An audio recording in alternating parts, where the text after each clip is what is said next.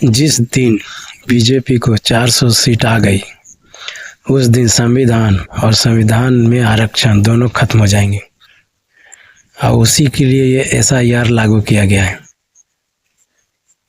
SIR के जरिए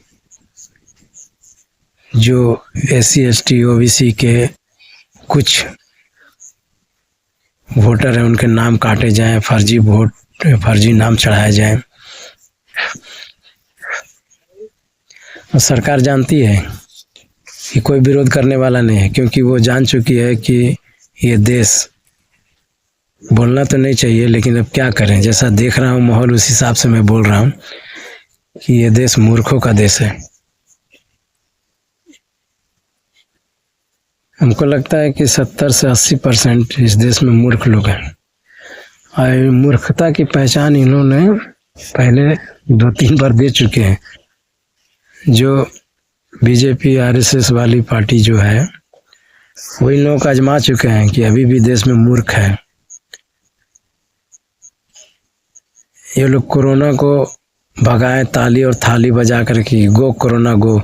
अब आप सोचिए कि कोरोना एक महामारी थी, बीमारी थी, जो ताली और थाली बजाने से गायब हो जाएगी।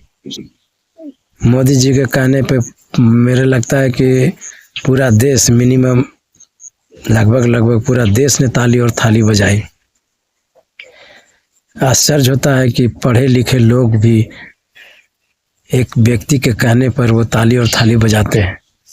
इससे पता चल गया उनको कि अभी भी देश में मूर्ख लोग हैं। दूसरा बार दीपक जलाओ घर घर, इस तरह के कई बार उन्होंने आजमा लिया है कि हमारे देश में मूर्खता है।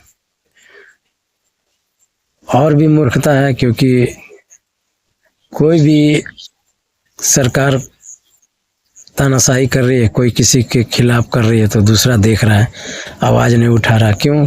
क्योंकि वो सोच रहा है कि भाई तो उसके साथ हो रहा है, मेरे साथ तो हो नहीं रहा। लेकिन उनको ये पता नहीं कि आज उसकी बारी है तो कल तुम्हारी बारी होगी। भाई मेरे अभी भी वक्त है, संभल जाओ और एक हो जाओ और एक होकर के आवाज़ उठाओ। अगर तुम्हारे आसपास में कुछ गलत होता है तो उसके सपोर्ट में खड़े हो जाओ, तभी हो पाएगा आपका उद्धार। नहीं तो सरकार को तो जिस दिन 400 सीट आएगी फुल बहुमत से, उस दिन आपका संविधान और आपका आरक्षण दोनों खत्म हो जाएगा।